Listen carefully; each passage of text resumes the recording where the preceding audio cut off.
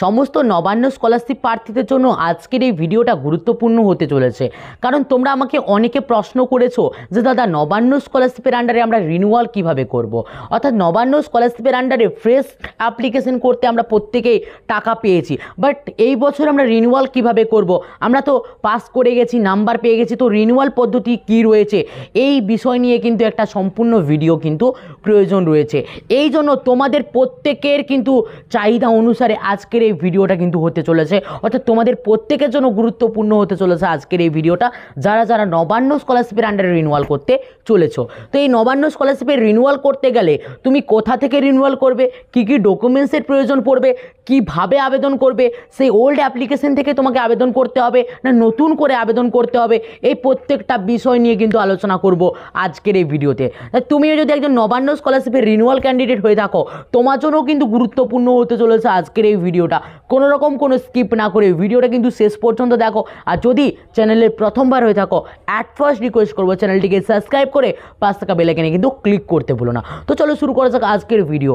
তো সর্বপ্রথমে আমি তোমাদেরকে জানিয়ে দেবো যে নবান্ন স্কলারশিপের আন্ডারে তোমরা যারা রিনিউয়াল করতে চলেছো তাদেরকে বলবো, তোমরা রিনিউয়াল ফ্রেশ অ্যাপ্লিকেশন তোমরা অফলাইনে করে থাকো বা অনলাইনে করে থাকো, রিনিউয়ালটা তোমাদেরকে কিন্তু অনলাইনেই করতে হবে। অর্থাৎ এই 2024 সাল থেকে সম্পূর্ণরূপে কিন্তু অফলাইন পদ্ধতি বন্ধ করে দেওয়া হয়েছে। তোমরা যারা অফলাইনে আবেদন করে টাকা পেয়েছিলে তারাও কিন্তু রিনিউয়ালটা করবে অনলাইনে।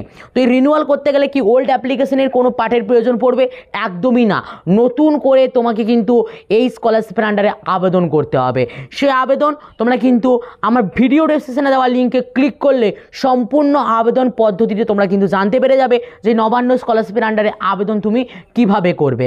কারণ হচ্ছে ফ্রেশ অ্যাপ্লিকেশন এবং রিনিউয়াল অ্যাপ্লিকেশন সম্পূর্ণরূপে কিন্তু একই হতে চলেছে, শুধুমাত্র কিছু ডকুমেন্টসের কিন্তু হেরফের হবে।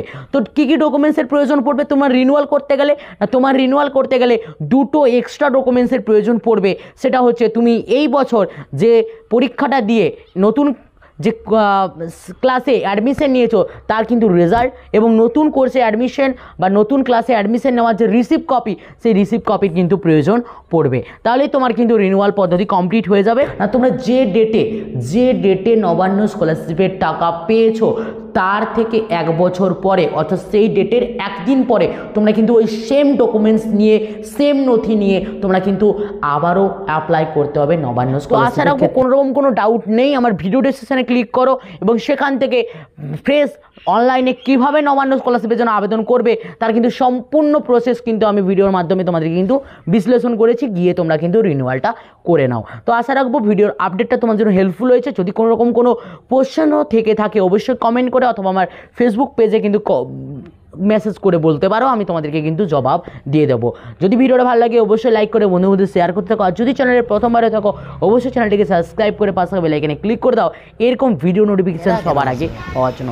চলো বাই, দেখাচ্ছি নেক্সট ভিডিওতে। প্রত্যেক ভালো থাকবে, প্রত্যেকে সুস্থ থাকো।